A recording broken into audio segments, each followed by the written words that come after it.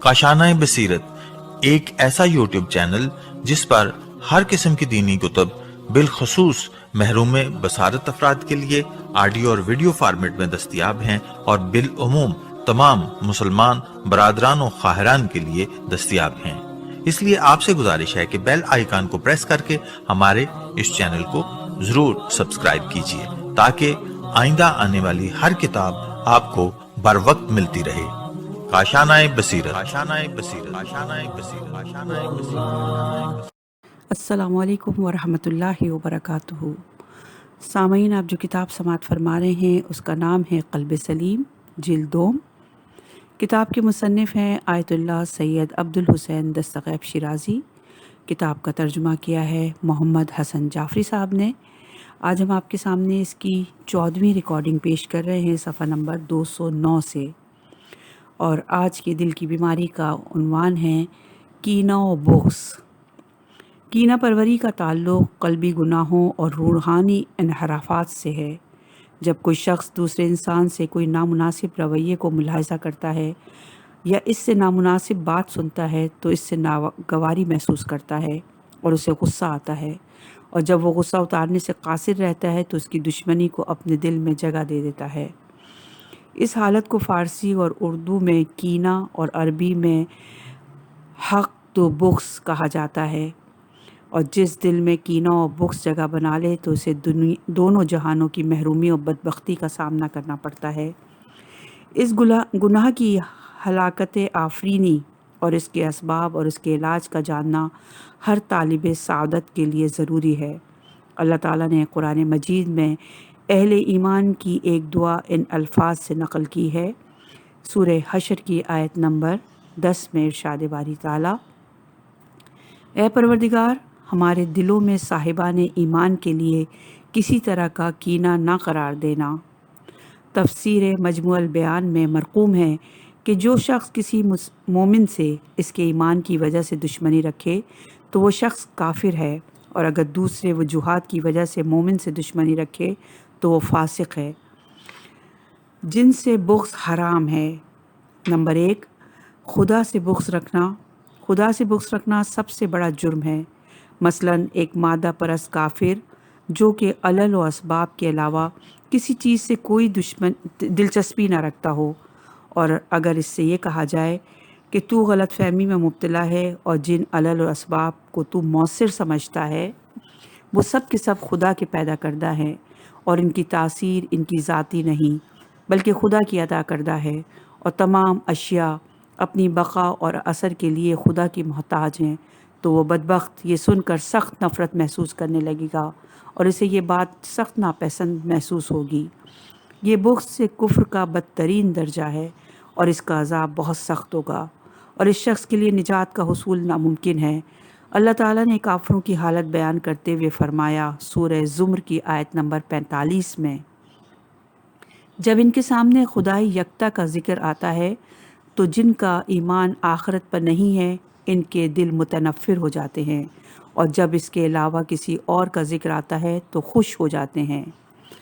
और दुश्मनान खुदा की सज़ा अल्लाह ताला ने ये बयान फरमाई है सूरह हाम मीम सजदा की आयत नंबर 28 में। अल्लाह ताला इरशाद फरमाता है, ये दुश्मनान खुदा की सही सज़ा जहन्नुम है जिसमें इनकी हमेशगी का घर है, जो इस बात की सज़ा है कि ये आयत इलाहिया का इनकार किया करते थे। नंबर 2, क़ज़ाए इलाही से बुग़्ज़ रखना। क़ज़ाए तकलीफ़ी यानी खुदा के इन अहकाम से बुग़्ज़ रखना जिसकी तसरीह कुरान मजीद और पैगम्बर अकरम सल्लल्लाहु अलैहि वसल्लम के वसीले से की गई है, बदतरीन जुर्म है। अगर कोई शख्स खुदा के बयान करदा हुक्म को अपने मुताबिक ना पाए तो खुदा के हुक्म से बुग़्ज़ और अदावत महसूस करे तो ये बुग़्ज़ सिर्फ़ हुक्म से ना होगा बल्कि खुदा से बुग़्ज़ मुतसव्विर होगा। और खुदा के तकवीनी फ़ैसलों से बुग़्ज़ रखना भी हराम है।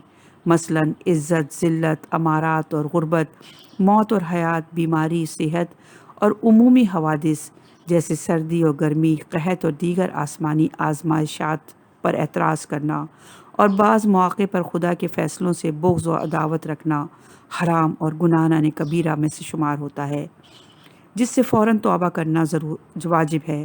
اور اگر ایک شخص اپنے کسی مخالف کو عزت و ثروت میں پائے تو دل میں خدا کے اس فیصلے پر ناراض ہو تو اس نے خدا کی قضا پر اعتراض کیا۔ اسی طرح سے اگر کسی شخص کو بچھو نے ڈنک مارا ہو اور وہ درد کی وجہ سے چلا رہا ہو اور پھر خدا پر ناراض ہو کر کہے تو نے آخر بچھو کو پیدا ہی کیوں کیا؟ اگر تو نے دنیا میں بچھو نہ بنایا ہوتا تو مجھے ڈنک نہ مارتا۔ اسی طرح سے کوئی شخص اپنی غربت سے تنگ آ کر یا اپنے رشتہ داروں کی موت کی وجہ سے خدا پر اعتراض کرنے لگے تو اس طرح کے تمام تر اعتراض خدا کی قضا کے خلاف متصور ہوں گے۔ خدا کے فیصلوں پر ناراضگی کی مثالیں بہت زیادہ ہیں، اور اس کے متعلق حکم شرعی یہ ہے کہ خدا کا فیصلہ خواہ تکلیفی ہو یا تکوینی، اس سے بغض رکھنا حرام و گناہ کبیرہ ہے، اور اس میں سے کچھ مقامات کفر کا درجہ رکھتے ہیں۔ قرآن مجید کی بہت سی آیات میں اس مفہوم کی طرف اشارہ کیا گیا ہے، جن میں سے ہم چند آیات کو نقل کرنے کی سعادت حاصل کرتے ہیں۔ ایمان حقیقی نمبر 1، اللہ تعالیٰ نے فرمایا سورہ نساء کی آیت نمبر 65 میں، پس آپ کے پروردگار کی قسم یہ ہرگز صاحب ایمان نہ بن سکیں گے جب تک کہ آپ کو اپنے اختلافات میں حاکم نہ بنائیں، اور پھر جب آپ فیصلہ کر دیں تو اپنے دل میں کسی طرح کی تنگی کا احساس نہ کریں اور آپ کے فیصلے کے سامنے سراپا تسلیم ہو جائیں۔ اس آیت مجیدہ کا خلاصہ یہ ہے کہ جب تک انسان خدا کے تشریعی اور تکوینی فیصلوں کو دل و جان سے تسلیم نہ کر لے تب تک وہ مومن نہیں بن سکتا۔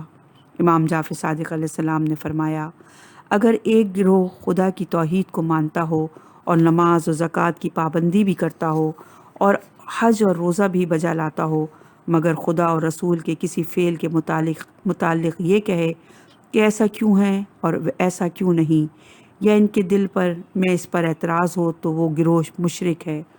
پھر آپ نے آیت کی تلاوت فرمائی جو ابھی سورہ نساء کی ہم نے بیان کی ہے۔ یہ حدیث کافی و تفسیر عیاشی میں موجود ہے۔ اگر ایمان کے معنی پر غور کیا جائے تو یہ حقیقت واضح ہوتی ہے کہ اعتراض ایمان کا متضاد ہے۔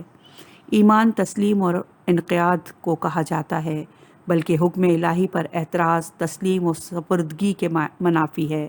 نمبر 2، اللہ تعالیٰ نے فرمایا سورہ محمد کی آیت نمبر 8 اور 9 میں، جن لوگوں نے کفر کیا ان کے لیے ڈگمگاہٹ ہے اور ان کے اعمال برباد ہیں، یہ اس لیے کہ انہوں نے خدا کے نازل کیے ہوئے احکام کو برا سمجھا تو خدا نے بھی ان کے اعمال کو ضائع کر دیا۔ ایک اور مقام پر اللہ تعالیٰ نے فرمایا سورہ حج کی آیت نمبر 15 میں، جس شخص کا خیال یہ ہے کہ اللہ دنیا اور آخرت میں اس کی مدد نہیں کرے گا، اسے چاہیے کہ ایک رسی کے ذریعے آسمان کی طرف بڑھے اور پھر اس رسی کو کاٹ دے، پھر دیکھے کہ اس کی ترکیب اس چیز کو دور کر سکتی ہے یا نہیں جس کے غصے میں وہ مبتلا تھا۔ خدائی فیصلہ تسلیم کیے بغیر چارہ نہیں ہے۔ ہر انسان کو یہ جان لینا چاہیے کہ اس کے ناراض ہونے سے خدا کے اٹل فیصلے نہیں ٹلیں گے، اور قضاء الہی پر اعتراض کرنا بیہودہ فعل ہے، اور اگر انسان خودکشی بھی کرے تو بھی اس کے درد کو تسکین میسر نہیں آ سکے گی اور اس کا غصہ دور نہ ہو سکے گا۔ اسی لیے سلامتی اسی میں ہے کہ وہ صبر کرے اور خدا کی رحمت کا انتظار کرے اور قدم قدم پر خدا سے مدد طلب کرے، کیونکہ اللہ تعالیٰ نے وعدہ فرمایا ہے کہ وہ ہر تنگی کے بعد آسانی اور ہر دکھ کے بعد سکھ دے گا۔ انسان کو کبھی بھی خدا سے اپنا تعلق قطع نہیں کرنا چاہیے، اور اسے یہ سمجھ لینا چاہیے کہ خدا سے تعلق توڑنے میں دنیا اور آخرت کی ہلاکت پوشیدہ ہے۔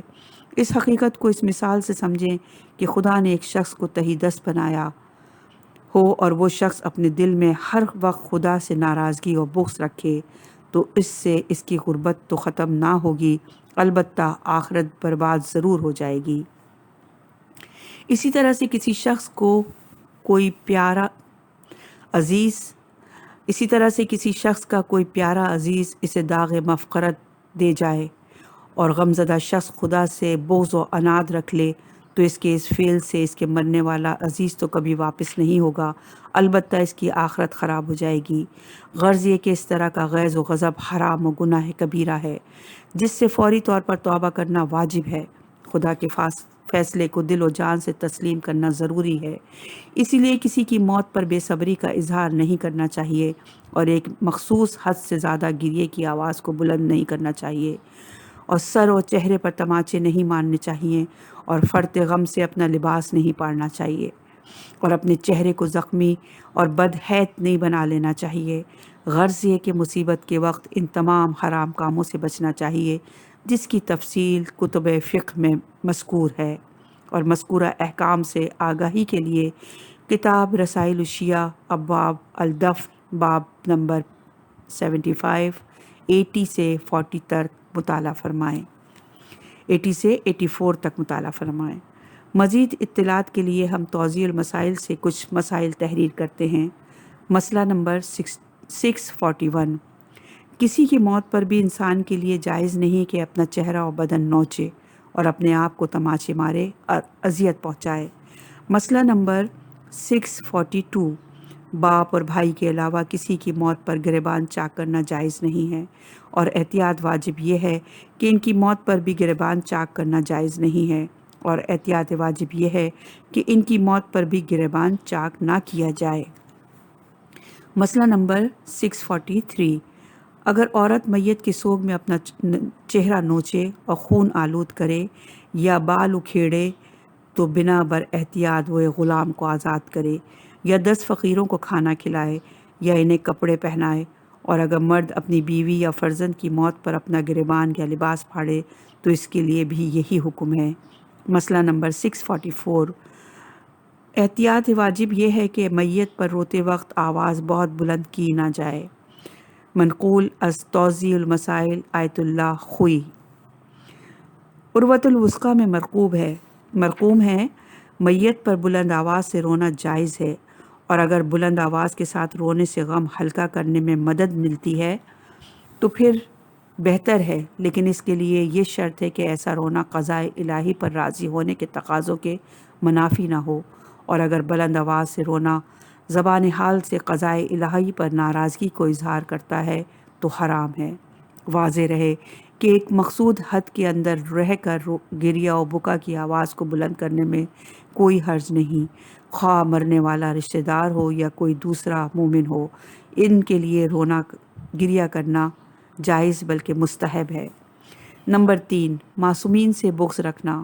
اگر کوئی شخص خدا کے انبیاء اور ائمہ ہدی اور ملائکہ سے دشمنی رکھے تو وہ کافر اور دین سے خارج ہے، کیونکہ قرآنی تعلیمات کے مطابق ملائکہ پر ایمان رکھنا واجب ہے۔ اللہ تعالیٰ نے مومنین کے عقائد بیان کرتے ہوئے فرمایا سورہ بقرہ کی آیت نمبر 285 میں، تمام مومن اللہ اور ملائکہ اور کتابوں اور مرسلین پر ایمان رکھتے ہیں۔ یہود نے پیغمبر اکرم صلی اللہ علیہ وآلہ وسلم سے کہا تھا، آپ پر جبرائیل وحی لاتے ہیں اور ہم جبرائیل کے دشمن ہیں، کیونکہ ہم پر جب بھی خدا کا عذاب آیا جبرائیل کے ذریعے سے آیا، اسی لیے ہم آپ کی نبوت پر ایمان لانے پر آمادہ نہیں ہیں۔ یہود جبرائیل علیہ السلام سے دشمنی رکھتے تھے، اور آج کے جاہل ملک الموت اسرائیل سے دشمنی رکھتے ہیں، جبکہ اللہ تعالیٰ نے صراحت سے اعلان کیا ہے سورہ بقرہ کی آیت نمبر 98 میں، جو بھی اللہ، ملائکہ، مرسلین اور جبرائیل اور میکائیل کا دشمن ہوگا، اسے معلوم رہے کہ خدا بھی تمام کافروں کا دشمن ہے۔ اللہ تعالیٰ کے ویسے تو بے شمار فرشتے ہیں، مگر ان میں سے 4 فرشتوں کو خصوصی مرتبہ عطا ہوا ہے، اور ان کے ذریعے سے اللہ تعالیٰ انسانوں بلکہ تمام جہان ہستی کے نظام کو چلا رہا ہے۔ ان میں سے ایک اسرافیل ہے جو لوتھڑے میں حکم خداوندی سے روح داخل کرتے ہیں، اور وہی سور پھونکیں گے جس سے تمام اہل زمین اور آسمان مر جائیں گے۔ پھر قیامت کے لیے وہی سور پھونکیں گے جس سے تمام لوگ زندہ ہو جائیں گے۔ دوسرے عظیم فرشتے کا نام میکائیل ہے، اور وہ حکم خداوندی سے اسباب رزق فراہم کرتے ہیں۔ وہ اپنے ماتحت فرشتوں کے ذریعے سے سمندروں میں بخارات پیدا کرتے ہیں اور ابر کو ہوا کے دوش پر سوار کرتے ہیں، حکم خداوندی سے بارش برساتے ہیں اور زمین پر اگنے والے دانوں اور پھلوں کو پرورش کرتے ہیں۔ انہی میں سے تیسرے فرشتے کا نام جبرائیل ہے اور وہ انبیاء کرام علیہم السلام کے پاس اللہ تعالیٰ کا حکم لے کر نازل ہوتے ہیں، جن سے انسانوں کی دنیا اور آخرت کی سعادت کی تکمیل ہوتی ہے۔ دوسرے الفاظ میں ہم یہ کہہ سکتے ہیں کہ میکائیل حیات جسمانی کا وسیلہ ہیں اور جبرائیل حیات روحانی کا وسیلہ ہے، اور ہمارے پیغمبر اکرم صلی اللہ علیہ وآلہ وسلم کے قلوب طاہرہ پر جو الہام ہوتا ہے تو وہ الہام جبرائیل امی کے معاون فرشتے لے کر اترتے ہیں۔ اور ملائکہ میں سے چوتھے اسرائیل ہیں جو حکم خدا سے ارواح کو اجسام سے جدا کرتے ہیں اور روح کو جسم کے زندان سے آزاد کرتے ہیں۔ اسرائیل کا کام بہت بڑی خدمت اور انسانیت کے لیے نعمت ہے، اسی لیے اللہ کے اس جلیل القدر فرشتے سے محبت کرنی چاہیے اور ان کی تعظیم کرنی چاہیے۔ مادہ پرست نگاہوں میں موت کائنات کی سب سے بڑی مصیبت ہے، کیونکہ مادے سے محبت رکھنے والے افراد کو جہاں مادی چھوڑنا انتہائی ناپسند ہے، بلکہ نور عقل اور قوت ایمان کا فیصلہ یہ ہے کہ موت تمام دشواریوں اور مصائب سے نجات دلانے کا واحد ذریعہ ہے، اور موت ہی انبیاء اور ائمہ و صالحین کی رفاقت کے حصول کا وسیلہ ہے، اور موت ہی پروردگار عالم کے ثواب کے حصول کا سبب ہے۔ اسی لیے ایمان کا تقاضا ہے کہ اس تحفہ دوست لانے والے فرشتے کی تعظیم کی جائے اور اس سے محبت کی جائے۔ کہیں ایسا نہ ہو کہ جس دن ملائکہ کا دیدار ہو تو اچھی خبر سنانے کے لیے موجود نہ ہو، کیونکہ اللہ تعالیٰ نے مجرمین کے متعلق یہ خبر دی ہے۔ سورہ فرقان کی آیت نمبر 22 میں، جس دن یہ ملائکہ کو دیکھیں گے اس دن مجرمین کے لیے کوئی بشارت نہ ہوگی، اور فرشتے کہیں گے کہ تم لوگ دور ہو جاؤ۔ آج کل بعض نااہل افراد کی حالت یہ ہے کہ وہ جس کی ملاقات سے متنفر ہوں تو اسے اسرائیل سے تشبیہ دیتے ہیں، ملک الموت کا لقب دے دیتے ہیں، جبکہ یہ واجب التعظیم شخصیت کے بے ادبی ہے۔ حقیقت یہ ہے کہ لوگوں کی اکثریت ملائکہ کی معرفت اور اس کی تعظیم میں کوتاہی کی مرتکب ہو رہی ہے۔ بیرونو انبیاء و ملائکہ و ائمہ ہدیٰ سے دشمنی کفر ہے، اور روایات متواتر اس بات کی گواہ ہیں کہ اہل بیت کے دشمن کائنات کے بدترین کافر ہیں۔ مزید معلومات کے لیے بحار الانوار کی جلد ہفتم کا مطالعہ فرمائیے۔ نمبر 4، ایمان کی وجہ سے کسی مومن سے بغض رکھنا۔ جو شخص کسی مومن سے اس لیے بغض رکھے کہ وہ خدا، رسول اور آخرت پر ایمان رکھتا ہے اور وہ خدا کی اطاعت اور عبادت کرتا ہے، اور اس بغض کی وجہ سے اسے اذیت دے اور اس کی ہلاکت کو پسند کرے، تو وہ شخص بدترین کافر ہے، کیونکہ وہ بیک وقت حق کا منکر اور حق کا دشمن ہے۔ اللہ تعالیٰ کا فرمان ہے سورہ آل عمران کی آیت نمبر 118 میں، اے ایمان والوں، خبردار غیروں کو اپنا رازدار نہ بناؤ، یہ تمہیں نقصان پہنچانے میں کوئی کوتاہی نہ کریں گے، یہ صرف تمہاری مشقت اور مصیبت کے خواہش مند ہیں۔ ان کی عداوت زبان سے بھی ظاہر ہے، اور جو دل میں چھپا رکھا ہے وہ تو بہت زیادہ ہے۔ ہم نے تمہارے لیے نشانیوں کو واضح کر کے بیان کر دیا ہے، اگر تم صاحبان عقل ہو۔ قرآن مجید نے کفار کی مسلمان دشمنی کو مزید واضح کرتے ہوئے بیان فرمایا سورہ آل عمران کی آیت نمبر 119 اور 120 میں، خبردار، تم ان سے دوستی کرتے ہو اور یہ تم سے دوستی نہیں کرتے ہیں۔ تم تمام کتاب پر ایمان رکھتے ہو اور یہ تم سے ملتے ہیں تو کہتے ہیں کہ ہم ایمان لے آئے، اور جب اکیلے ہوتے ہیں تو غصے سے انگلیاں کاٹتے ہیں۔ پیغمبر اکرم صلی اللہ علیہ وآلہ وسلم، آپ کہہ دیجئے کہ تم اسی غصے پر مر جاؤ۔ خدا سب کے دل کے حالات سے خوب باخبر ہے۔ تمہیں ذرا بھی نیکی ملے تو انہیں برا لگے گا، اور تمہیں تکلیف پہنچ جائے گی تو خوش ہوں گے، اور اگر تم صبر کرو اور تقوی اختیار کرو تو تمہیں ان کے مکر سے کوئی نقصان نہ ہوگا۔ خدا ان کے اعمال کا احاطہ کیے ہوئے ہے۔ صفحہ نمبر ہے 217۔ کسی مومن کے گناہوں کی وجہ سے اس سے بغض رکھنا۔ کوئی مومن کسی مومن کو گناہ کرتے ہوئے دیکھ لے تو بھی اس سے دشمنی رکھنا درست نہیں ہے۔ اس کی وجہ یہ ہے کہ جب بھی مومن گناہ کرتا ہے وہ طغیانی اور فرمان خدا سے سرکشی کی وجہ سے نہیں کرتا، بلکہ غفلت اور نفس و شیطان کے وقتی غلبے سے ملغوب ہو کر گناہ کرتا ہے اور بعد میں اس گناہ پر پچھتاتا ہے، کیونکہ اس کا اصل ایمان محفوظ ہوتا ہے۔ اسی لیے کسی گناہ کی وجہ سے اس سے دشمنی کرنا حرام ہے۔ حق یہ ہے کہ جب ایک مومن کسی دوسرے مومن کو گناہ میں مبتلا دیکھے تو اس سے ہمدردی کرے اور اس پر شفقت کرتے ہوئے اس گناہ سے باز رہنے کی تلقین کرے۔ گناہ گار مومن سے بغض رکھنا حرام ہے، اور اس موضوع کے متعلق بہت سی روایات مروی ہیں، جن میں سے ہم چند روایات نقل کرتے ہیں۔ محب آل محمد سے محبت رکھو خواہ وہ کچھ بھی ہو۔ امام علی رضا علیہ السلام نے اپنے ایک مکتوب میں یہ الفاظ تحریر فرمائے: آل محمد سے محبت کرنے والا بن اگرچہ تو بد کردار بھی ہو، اور ان کے محبوں سے محبت کرنے والا بن اگرچہ وہ بد کردار بھی ہوں۔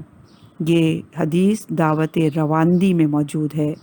سید رواندی لکھتے ہیں، امام علی رضا علیہ السلام کے اپنے ہاتھ سے لکھی ہوئی یہ تحریر آج بھی اصفہان کے قریب گرمند نامی ایک گاؤں کے ایک شخص کے پاس محفوظ ہے۔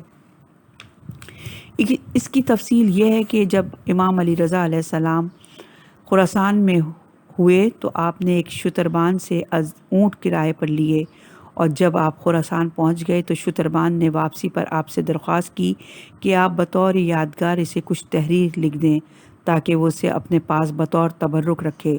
شتربان عامی المذہب تھا۔ آپ نے اس کی درخواست کو شرف قبولیت بخشا اور اپنے دست مبارک سے درج والا یہ والی عبارت لکھ کر دی۔ یہ حدیث دارالسلام میں نوری جلد نمبر 2 صفحہ نمبر 203 پر موجود ہے۔ صفحہ نمبر ہے 218۔ امیر المومنین علیہ السلام نے میثم تمار سے فرمایا: محب آل محمد سے محبت رکھ اگرچہ وہ فاسق ہی کیوں نہ ہو، اور دشمن آل محمد سے بغض رکھ اگرچہ وہ روزے دار ہو اور شب بیدار ہو۔ یہ حدیث امالی ابن شیخ میں موجود ہے۔ اس کا کردار ناپسندیدہ جبکہ اس کی شخصیت پسندیدہ ہے۔ زید نرسی کہتے ہیں کہ میں نے امام موسی کاظم علیہ السلام سے عرض کی: آپ کا کوئی محب جو آپ کے مقام کو جاننے والا ہو اگر شراب پیے اور گناہ کبیرہ کا ارتکاب کرے تو کیا ہم اس سے بیزاری اختیار کر لیں؟ امام علیہ السلام نے فرمایا: اس کے فعل سے بیزاری اختیار کرو، اس سے بیزاری اختیار نہ کرو، اس سے محبت رکھو اور اس کے فعل سے دشمنی رکھو۔ زید نرسی کہتے ہیں کہ میں نے عرض کی: کیا ہم ایسے شخص کو فاسق و فاجر کہہ سکتے ہیں؟ امام علیہ السلام نے فرمایا: ہمارے منکر اور ہمارے دوستوں کے دشمن فاسق و فاجر اور کافر ہیں، اور ہمارا دوست اگرچہ گناہ گار ہو فاسق نہیں ہے۔ اسے فاسق العمل یعنی بدکار، فاجر العمل بد کردار، مومن النفس خبیث الفعل اور طبیب الروح اور بدن کہا جا سکتا ہے۔ مومنین سے محبت اور مومن سے بغض کی حرمت کے لیے اصول کافی میں سے کتاب الایمان والکفر کا مطالعہ کرنا چاہیے۔ روایت میں مومن سے محبت کرنے کا حکم دیا گیا ہے، اور اس کے لیے تخصیص نہیں ہے کہ صرف ایسے مومن سے محبت کی جائے جس سے گناہ سرزد نہ ہوئے ہوں۔ کیا حدیث میں تضاد ہے؟ اگر اس مقام پر یہ سوال کیا جائے کہ نہی عن المنکر کے باب میں امیر المومنین علیہ السلام سے روایت ہے، آپ نے فرمایا: رسول خدا صلی اللہ علیہ وآلہ وسلم نے ہمیں حکم دیا کہ ہم گناہ گاروں سے ترش روئی سے پیش آئیں، اور اس فرمان سے واضح ہوتا ہے کہ معصیت کا کار اگرچہ مومن بھی ہوں پھر بھی ان سے ترش روئی سے ملنا چاہیے۔ جبکہ امام علی رضا علیہ السلام اور امام موسیٰ کاظم علیہ السلام کی روایت میں یہ بیان کیا گیا ہے کہ آل محمد کا محب خواہ کتنا ہی بڑا گناہ گار ہی کیوں نہ ہو اس سے محبت کرنی چاہیے۔ کیا ان دونوں احادیث میں تضاد پایا جاتا ہے؟ اس سوال کا جواب یہ ہے کہ اہل معصیت سے مراد وہ لوگ ہیں جو گناہوں پر اصرار کرتے ہوں۔ ان سے وہ مومن مراد نہیں ہے جس سے گناہ سرزد ہوا ہو اور انہوں نے فوراً توبہ کر لی ہو اور وہ افراد جو گناہوں پر اصرار کرتے ہوں تو ان سے بھی ناراضگی کے ساتھ پیش آنا چاہیے، لیکن انہیں یہ بھی بتا دینا چاہیے کہ اس ناراضگی کی وجہ ان کا گناہ ہے، ورنہ ذاتی طور پر ان سے کوئی نفرت نہیں ہے اور ان سے بغض و کینہ رکھنا درست نہیں۔ اگر ناراضگی کی وجہ سے پیش آنے کی وجہ سے کسی شخص کے بگاڑ کا اندیشہ ہو تو اس کے ساتھ نرمی کا سلوک روا رکھنا چاہیے اور اسے پیار سے تبلیغ کرنی چاہیے۔ ایسے شخص کے ساتھ ترش روی سے پیش آنا حرام ہے۔ مخالفین کے ساتھ مدارات سے پیش آئیں۔ معلوم ہونا چاہیے کہ مومن سے بغض رکھنا حرام ہے۔ بعض مومن کی حرمت صرف شیعہ اثنا شری افراد تک ہی محدود نہیں ہے، یہ حکم تمام اسلامی فرقوں کے لیے ہے، البتہ دشمنان آل محمد ناصبی افراد کے لیے یہ حکم نہیں ہے۔ اللہ تعالیٰ نے قرآن مجید میں فرمایا سورہ حجرات کی آیت نمبر 10 میں، تمام مومن ایک دوسرے کے بھائی ہیں۔ اس آیت مجیدہ میں اللہ تعالیٰ نے تمام اہل ایمان کو ایک دوسرے کا بھائی قرار دیا۔ اسی اخوت کا تقاضا ہے کہ تمام مومن ایک دوسرے کے یار و مددگار بنیں، اور اگر کبھی اہل ایمان کے دو گواہوں میں نزاع واقع ہو جائے تو ان کے درمیان صلح کرا دینی چاہیے، اور اسی آیت میں صلح کروانے کا حکم دیا گیا ہے، اور اس آیت میں اس امر کی وضاحت کی گئی ہے کہ مومن وہ ہیں جو خدا، رسول، قرآن اور مات پر ایمان رکھتے ہوں اور ضروریات اسلام میں سے کسی کے منکر نہ ہوں، اگرچہ اپنے علم و معرفت کی کمی کی وجہ سے 12 امام کی امامت کے قائل نہ ہوں، اور ائمہ اثنا عشر کے علاوہ فقہ میں کسی دوسری کی پیروی کرتے ہوں، پھر بھی مسلمان اور مومن ہوں گے۔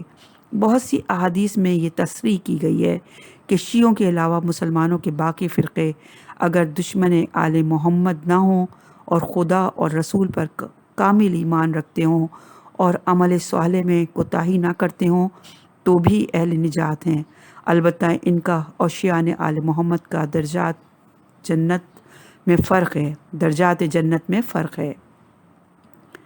الکافی میں اسناد صحیح سے روایت ہے کہ امام جعفر صادق علیہ السلام سے پوچھا گیا، آپ کا اس شخص کے متعلق کیا نظریہ ہے جو روزہ رکھے اور نماز پڑھے اور محرمات سے پرہیز کرے لیکن اسے ائمہ کی معرفت نہ ہو اور وہ ان سے عداوت بھی نہ رکھتا ہو؟ آپ صلی اللہ علیہ وآلہ وسلم نے فرمایا، آپ علیہ السلام نے فرمایا، ایسے لوگوں کو اللہ تعالیٰ اپنی رحمت سے جنت میں بھیجے گا۔ الکافی کی ایک اور روایت ملاحظہ فرمائیں، ایک شخص نے امام جعفر صادق علیہ السلام کی خدمت میں عرض کی، جو لوگ ہمارے عقیدے سے متفق نہیں ہیں ہم ان سے بیزار ہیں۔ امام علیہ السلام نے فرمایا، وہ ہم سے دوستی رکھتے ہیں لیکن تمہارے عقیدے سے متفق نہیں ہیں، اسی لیے تم ان سے بیزاری کر رہے ہو۔ راوی نے کہا، جی ہاں۔ امام علیہ السلام نے فرمایا، پھر تو ہمارے پاس ایسے حقائق موجود ہیں جو تمہارے پاس نہیں ہیں، ہمیں بھی تم سے بیزاری اختیار کرنی چاہیے۔ یہاں تک کہ آپ نے فرمایا، ان سے دوستی رکھو اور ان سے بیزاری اختیار نہ کرو۔ حدیث کافی طولانی ہے، ہم نے بقدر ضرورت اسے نقل کیا۔ کافی مترجم جلد 3 صفحہ نمبر 73 پر یہ حدیث موجود ہے۔ احتجاج طبرسی میں امام حسن عسکری علیہ السلام سے منقول ہے کہ آپ علیہ السلام نے فرمایا کہ لوگوں کے 3 گروہ ہیں۔ پہلا گروہ وہ ہے جنہوں نے ہماری معرفت حاصل کی اور ہمارے حکم پر تسلیم خم کیا اور ہماری پیروی کی، یہ لوگ کامیاب اور خدا کے دوست اور ولی ہیں۔ دوسرا گروہ وہ ہے جنہوں نے ہم سے دشمنی کی اور ہم سے بیزاری اختیار کی اور ہم پر لعنت نعوذ باللہ کی اور ہمارے خون بہانے کو حلال سمجھا اور ہمارے حق کا انکار کیا، یہ لوگ کافر، مشرک اور فاسق ہیں۔ تیسرا گروہ وہ ہے جنہوں نے ہم سے محبت رکھی اور ہم سے دشمنی نہ کی، لیکن انہوں نے ہمارے حق کی معرفت حاصل نہ کی اور ہماری پیروی نہ کی اور اپنے عمل میں اور اپنے یقین پر عمل کرتے رہے، تو ان کے لیے ہمیں امید ہے کہ اللہ انہیں معاف کر دے گا اور انہیں جنت میں داخل کرے گا۔ یہ ضعیف مسلمان ہیں۔ اس سے قبل ہم کتاب ھذا کی بحث عقائد میں تحریر کر چکے ہیں کہ جاہل قاصر قابل مواخذہ نہیں ہے، خواہ وہ عقائد میں جاہل قاصر ہوں یا واجب الاعمال میں ہوں۔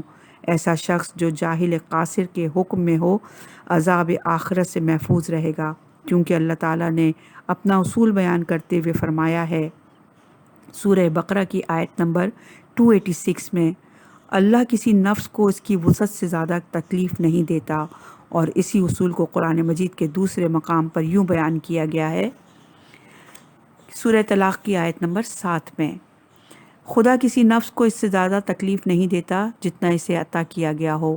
ان تمام حقائق کے بعد کسی شیعہ کو یہ حق نہیں پہنچتا کہ وہ کسی اسلامی فرقے کے افراد سے بغض و عداوت رکھیں۔ روایت میں بکثرت یہ حکم دیا گیا ہے کہ اپنے مخالفین سے نرمی برتو اور ان سے حسن سلوک سے پیش آؤ، اور اگر وہ بیمار ہیں تو ان کی عیادت کے لیے جاؤ۔ لہٰذا اگر کوئی شیعہ خدا نخواستہ مسجد الحرام اور مسجد نبوی میں کسی اور مقام پر نماز کے وقت جماعت سے بچنے کے لیے باہر جاتا ہے تو اسے اپنے طرز عمل پر نظر ثانی کرنی چاہیے، اور اس کا یہ عمل تکلیف شرعی کے خلاف ہے۔ ایسے افراد کو چاہیے کہ جماعت میں شامل ہوں، ان کی نماز صحیح ہے۔ اگر کوئی مظلوم ظالم مومن سے بغض رکھے تو ایک مسلمان کو اگر کسی دوسرے مسلمان سے کوئی اذیت پہنچتی ہو، مثلا ایک شخص نے کسی دوسرے شخص کے کسی رشتہ دار کو قتل کیا ہو، یا اس سے وابستہ افراد میں سے کسی کو زد و کوب کیا ہو، یا ایک مسلمان نے کسی مسلمان کا ناحق مال کھایا ہو، یا اس کے حق پر ناحق قبضہ کر رکھا ہو، تو مظلوم شخص کے بغض کی 3 حالتیں ہو سکتی ہیں، اور وہ یہ ہیں: حرام، مباح یا مستحب۔ ان کی تفصیل یہ ہے: نمبر 1، حرام حالت۔ اگر ایک مظلوم کسی ظالم سے اس کے ظلم کی مقدار سے زیادہ عداوت رکھے تو وہ عداوت حرام ہوگی۔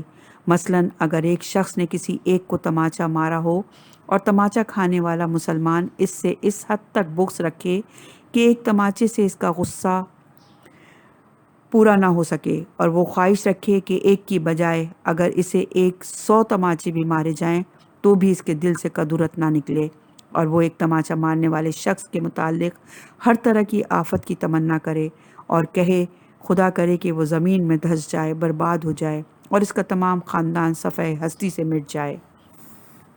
اس صورت میں یہ تمنا کرنا ایک تماچے سے کہیں زیادہ زائد ہے، لہٰذا اس طرح کی کدورت کا اسلام میں کوئی جواز موجود نہیں ہے۔ اسی طرح سے اگر ایک مسلمان نے دوسرے کو زخمی کیا ہو تو زخمی ہونے والا شخص اپنے ستمگر کے متعلق یہ تمنا کرے کہ خدا کرے کہ وہ ٹکڑے ٹکڑے ہو جائے، اور اس کے ساتھ ساتھ وہ اس کی بدحالی پر خوشی محسوس کرے، تو یقیناً یہ بغض کی مقدار ستمگر کے ستم سے کہیں زیادہ ہے اور یہ حرام ہے، اور اس کی حرمت ہمارے پیش کردہ سابقہ دلائل سے ثابت ہوتی ہے، اور اس کے لیے مزید دلائل بھی پیش خدمت ہیں۔ برائی کی جزا کے لیے بھی عدل کو ملحوظ خاطر رکھیں۔ برائی کی جزا کے لیے بھی عدل کو ملحوظ خاطر رکھیں۔ صفحہ نمبر 223۔ اللہ تعالیٰ نے قرآن مجید میں ارشاد فرمایا سورہ شورى کی آیت نمبر 40 میں، ہر برائی کا بدلہ اس کے جیسا ہوتا ہے، پھر جو معاف کر دے وہ اصلاح کر دے تو اس کا اجر اللہ کے ذمے ہے، وہ یقیناً ظالموں کو دوست نہیں رکھتا۔ اس آیت مجیدہ سے واضح ہوتا ہے کہ مظلوم کو انتقام کا حق حاصل ہے، لیکن انتقام میں بھی عدل قائم رکھنا ضروری ہے، اور اگر کوئی مظلوم انتقام میں حد سے تجاوز کرے تو اس کا یہ عمل خدا کی نظر میں ظلم قرار پائے گا۔ اسی لیے آیت کے آخر میں اللہ تعالیٰ نے واضح کر دیا کہ وہ ظلم کرنے والوں کو پسند نہیں کرتا۔ امام جعفر صادق علیہ السلام نے فرمایا، بندہ پہلے مظلوم ہوتا ہے، پھر مسلسل بد دعا کرنے کی وجہ سے ظالم بن جاتا ہے۔ یہ حدیث الکافی جلد نمبر 4 صفحہ نمبر 19 پر موجود ہے۔ علامہ مجلسی رحمۃ اللہ علیہ اس حدیث کے ضمن میں رقم تراز ہیں، کہتے ہیں جب ظالم اپنے ظلم کی حد سے زیادہ بد دعا کرے تو وہ ظالم بن جاتا ہے۔ مثلا ایک شخص نے کسی شخص کو گالی دی، یا ایک شخص نے کسی شخص کا تھوڑا سا مال کھایا ہو اور مظلوم شخص اس کے بدلے میں اس کی موت، بربادی اور اندھے پن کے لیے درخواست کرے تو اس صورت میں وہی مظلوم ظالم بن جائے گا۔ علامہ مجلسی نے اس کی اور بھی بہت سی مثالیں دی ہیں۔ صفحہ نمبر ہے 224۔ معاملہ بالمثال جائز ہے۔ نمبر 2 ہے مباح حالت۔ اگر کوئی مظلوم ظالم کے ظلم کی مقدار کے مطابق اس کی تلافی کرنا چاہے تو جائز ہے، لیکن جب قصاص مکمل ہو جائے تو پھر اس کے بعد مسلمان سے بغض رکھنا درست نہیں۔ اللہ تعالیٰ کا فرمان ہے، سورہ شورا کی آیت نمبر 41 میں، جو شخص بھی ظالم کے بعد بدلہ لے، جو شخص بھی ظلم کے بعد بدلہ لے، اس کے اوپر کوئی الزام نہیں ہے۔ اسلام دین عدل ہے اور اسے عدل کے تقاضوں سے بھی انحراف پسند نہیں ہے۔ اسی لیے اللہ تعالیٰ نے قرآن مجید میں یہ حکم دیا ہے، سورہ نحل کی آیت نمبر 226 میں، اگر تم سختی بھی کرو تو اسی قدر جس قدر انہوں نے تمہارے ساتھ سختی کی ہے۔ اسلام سزا میں عقوبت کے لیے بھی ایک حد قائل ہے اور حد سے تجاوز پسند نہیں کرتا۔ اسی لیے ارشاد خداوندی ہے سورہ بقرہ کی آیت نمبر 194 میں، جو تم پر زیادتی کرے تم بھی ویسا ہی برتاؤ کرو جیسی زیادتی اس نے کی ہے، اور اللہ سے ڈرتے رہو اور یہ سمجھ لو کہ خدا پرہیزگاروں ہی کے ساتھ ہے۔ اس آیت میں انتقامی کارروائی کی اجازت کے دوران اللہ نے مسلمانوں کو اپنے سے ڈرنے کا حکم اس لیے دیا ہے کیونکہ انتقام کے وقت انسان تمام حدوں سے تجاوز کر جاتا ہے۔ اسی لیے تجاوز سے بچنے کے لیے اللہ تعالیٰ نے فرمایا کہ اللہ سے ڈرتے رہو اور سمجھ لو کہ اللہ پرہیزگاروں کے ساتھ ہے۔ مقصد یہ ہے کہ انتقام میں کہیں تجاوز نہ کر بیٹھنا۔ اگر انتقام ہی لینا مقصود ہو تو بھی ظلم کی مقدار کے برابر انتقام لینا، اس سے تجاوز نہ کرنا۔ صفحہ نمبر ہے 225۔ عدل کے تقاضوں کو مجروح نہ کیا جائے۔ اسلام دشمنی اور انتقام کے متعلق بھی ایک حد کا قائل ہے، اسے حد سے تجاوز کرنا ناگوار ہے، اور اسلام نے انتقام میں عدل کا حکم صرف مسلمانوں کے لیے ہی نہیں دیا بلکہ اسلام کی تعلیم یہ ہے کہ اگر کافر نے بھی تم پر ظلم کیا ہو اور تم اس سے انتقام لینا چاہو تو بھی عدل کے تقاضوں کو ملحوظ خاطر رکھو اور کسی بھی قیمت پر عدل کے تقاضوں کو مجروح نہ کیا جائے۔ اسلام کے ہادی امام جعفر صادق علیہ السلام نے فرمایا، مومن وہ ہے جو غصے کے عالم میں بھی عدل و انصاف سے تجاوز نہ کرے۔ یہ حدیث خصائل صدوق میں موجود ہے۔ امام محمد باقر علیہ السلام نے فرمایا کہ مومنین کی علامت میں سے ایک علامت یہ ہے جب وہ ناراض ہوں تو غصہ اور ناراضگی میں کسی پر ظلم نہیں کرے۔ شیخ صدوق نے اطفال میں یہ الفاظ نقل کیے ہیں اور یہ حدیث الکافی میں موجود ہے۔ مومن اپنے غصے میں ڈوب نہیں جاتا، یہ حدیث اطفال میں موجود ہے۔ معافی بہترین انتقام ہے۔ نمبر 3 ہے مستحب حالت۔ کسی کے ظلم و ستم کو فراموش کر دینا اور اسے معاف کر دینا خدا کو بہت پسند ہے اور یہ خاصان خدا کی مخصوص صفت ہے۔ اللہ تعالیٰ نے قرآن مجید میں بہت سے مقامات پر اس کی تعریف کی ہے اور اس کے لیے بے حساب ثواب کا وعدہ فرمایا ہے۔ سامعین کی وسعت معلومات کے لیے اس موضوع کی چند آیات کو نقل کرنے کی سعادت حاصل کرتے ہیں۔ سورہ شورا کی آیت نمبر 40، پھر جو معاف کر دے وہ اصلاح کر دے تو اس کا اجر اللہ کے ذمے ہے۔ نمبر 2 ہے سورہ شورا کی آیت نمبر 43، یقیناً جو صبر کرے اور معاف کر دے تو اس کا یہ عمل بڑے حوصلے کا کام ہے۔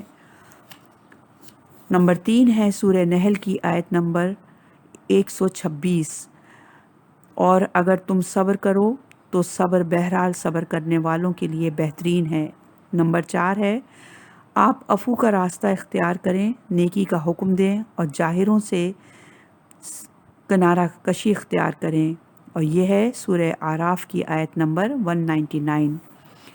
اس آیت کے متعلق امام جعفر صادق علیہ السلام کا ارشاد گرامی ہے، اس سے زیادہ اخلاقیات کے لیے جامع کوئی فقرہ نہیں ہے کہ انسان وہ راستہ اختیار کرے جس میں دوسروں کو زحمت و مشقت نہ ہو، نیکیوں کا حکم دیتا رہے تاکہ معاشرہ گمراہ نہ ہونے پائے، اور اگر کوئی جہالت و نادانی کی بات کرے تو اس سے مقابلہ کرنے کی بجائے کنارہ کشی اختیار کرے، اور شیطان دخل اندازی کرنا چاہے تو خدا کی پناہ مانگے، اس سے بہتر پناہ دینے والا کوئی نہیں۔ 5ویں آیت ہے سورہ نور کی آیت نمبر 22، انہیں معاف کرنا اور درگزر کرنا چاہیے، کیا تم یہ نہیں چاہتے ہو کہ خدا تمہارے گناہوں کو بخش دے، اور اللہ بے شک بڑا بخشنے والا اور مہربان ہے۔ 6 آیت ہے نیکی اور برائی برابر نہیں ہو سکتی، لہٰذا تم برائی کا جواب بہترین طریقے سے دو کہ اس طرح کہ جس کی اور تمہارے درمیان عداوت ہے وہ بھی ایسا ہو جائے کہ جیسے گہرا دوست ہوتا ہے، اور یہ صلاحیت انہیں نصیب ہوتی ہے جو صبر کرنے والے ہوتے ہیں، اور یہ بات انہیں حاصل ہوتی ہے جو بڑی قسمت والے ہوتے ہیں۔ یہ آیت کا ترجمہ ہے سورہ حام میم سجدہ کی آیت نمبر 41 اور سورہ فصلت کی آیت نمبر 34 اور 35۔ ان آیات میں احسن موجود ہے، تو اس سے مقصود یہ ہے کہ برائی کا صرف اچھائی سے جواب دینا احسن طریقہ ہے، یعنی بہتر ہے، لیکن اس کی احسن صورت یہ ہے کہ اسے معاف کر دو اور دل میں اس کے متعلق کینہ نہ رکھو، اور اس سے احسان و محبت سے پیش آؤ، اور اس عمل کا صلہ یہ ہے کہ بدترین دشمن بھی بہترین دوست بن جائے گا۔ فارسی کے چند اشعار ہیں، ان کا ترجمہ پیش کر رہے ہیں۔ برائی کا برائی سے بدلہ دینا بڑا آسان ہے، اگر تو مرد ہے تو برائی کرنے والے سے احسان کر۔ دشمن کی گردن میں اپنے احسان کا طوق ڈال کر قید کر، اس کمند کو تلوار بھی کاٹ نہیں سکتی۔ جب دشمن احسان و کرم و سخاوت کو دیکھے گا تو پھر اس میں خباثت پیدا نہ ہوگی۔ اگر تو نے دوست کے ساتھ سخت رویہ اختیار کیا تو وہ بھی تیرے نقوش رنگ کو دیکھنا پسند نہ کرے گا۔ جو آقا دشمنوں سے بھی بھلائی کرے تو چند دنوں میں سب لوگ اس کے دوست بن جائیں گے۔ قرآن مجید حقیقتوں کا شناسہ ہے، اسی لیے قرآن مجید نے یہ کہہ دیا کہ دشمنوں سے نیک سلوک کرنا ہر شخص کے بس کی بات نہیں۔ یہ صلاحیت صرف صبر کرنے والوں کو ہی حاصل ہو سکتی ہے، اور مقدار اور قسمت والے ہی ایسا کر سکتے ہیں، اور مقدر اور قسمت والے ہی ایسا کر سکتے ہیں، ورنہ ہر پرندہ انجیر کو ہضم نہیں کر سکتا۔ غصے کو پینے والا۔ اللہ تعالیٰ کا فرمان ہے سورہ آل عمران کی آیت نمبر 133 اور 134 میں، اپنے پروردگار کی بخشش اور بہشت کی طرف لپکو جس کا عرض آسمان اور زمین کے برابر ہے، اور جو اللہ سے ڈرنے والوں کے لیے تیاری کی گئی ہے، جو آسودگی اور تنگی میں اپنا مال اللہ کی راہ میں خرچ کرتے ہیں اور غصے کو روکتے اور لوگوں کے قصور معاف کرتے ہیں، اور اللہ نیکوکاروں کو دوست رکھتا ہے۔ اس آیت کے ضمن میں امام سجاد علیہ السلام کا طرز عمل ملاحظہ فرمائیے۔ ایک کنیز آپ کے ہاتھ دھلا رہی تھی، اس کے ہاتھ سے آفتابہ گرا اور ٹوٹ گیا۔ آپ علیہ السلام نے سر اٹھا کر اس کی طرف دیکھا۔ خاندان عصمت کی تربیت یافتہ کنیز نے قرآن مجید کی اس آیت کا پہلا حصہ پڑھا، والکاظمین الغیظ، متقی اپنا غصہ پی جاتے ہیں۔ آپ علیہ السلام نے فرمایا، میں نے اپنا غصہ ضبط کیا۔ پھر اس کنیز نے آیت کا دوسرا حصہ پڑھا، والعافین عن الناس، متقی قصورواروں کے قصور کو معاف کرتے ہیں۔ آپ علیہ السلام نے فرمایا، میں نے تجھے معاف کیا۔ کنیز نے اسی آیت کے تیسرے حصے کی تلاوت کی، واللہ یحب المحسنین، اللہ نیکوکاروں سے محبت کرتا ہے۔ آپ نے اس آیت کا یہ حصہ سن کر فرمایا، جاؤ میں نے تمہیں راہ خدا میں آزاد کیا۔ یہ حدیث بحار الانوار کی جلد نمبر 11 میں موجود ہے۔ غصہ ضبط کرنے والے اور عفو اور درگزر کرنے والے اصول کافی کے باب الرفق المدارات، باب الحلم، باب الکظم الغیظ اور باب العفو کا مطالعہ فرمائیں۔